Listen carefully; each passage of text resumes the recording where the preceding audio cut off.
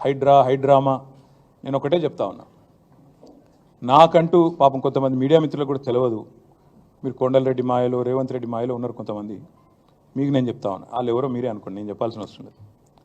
ఈ మాయలో ఉన్న వాళ్ళు ఎవరైతున్నారో నాకంటూ ఏ ఫామ్ హౌజు లేదు, స్పష్టంగా చెప్తా ఉన్నా.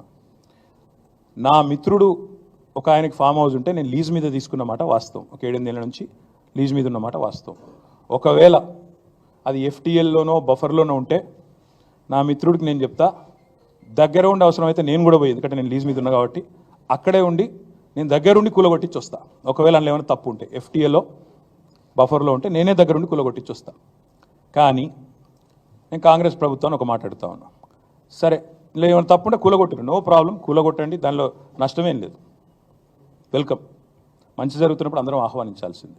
కానీ నేరుగా అక్కడి నుంచి బయలుదేరి నాతో పాటు రండి మంత్రులు, పెద్ద పెద్ద కాంగ్రెస్ లీడర్లు, ఎఫ్టీఎల్లలో బఫర్లలో కట్టిన రాజభవనాలు నేను కూడా తీసుకొని మీ అందరం కలిసిపోదాం. నాతో పాటు మీరు కూడా రండి మీడియా, నేను దగ్గర నుండి తీసుకొని పోతా.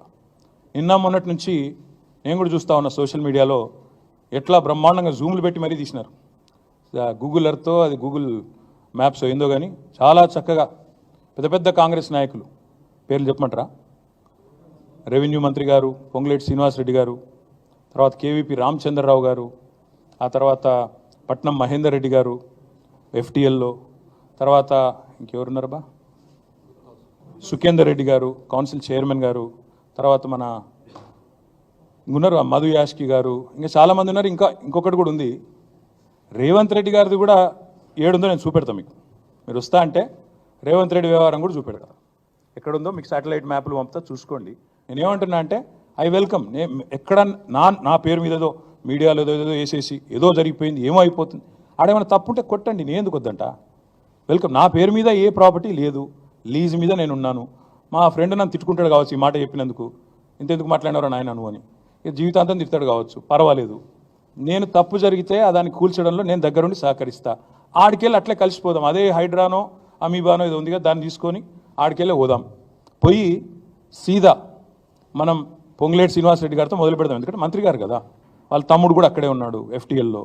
కూలగొడదాం, చలో. ఒకటే రోజు మనందరం ప్రజలకు పారదర్శకంగా ముందుండి నిలబడదాం, మీరు మేము. నాకు ఎలాంటి ఇబ్బంది లేదు, ఎలాంటి అభ్యంతరం లేదు. If they want to take some action, let them take.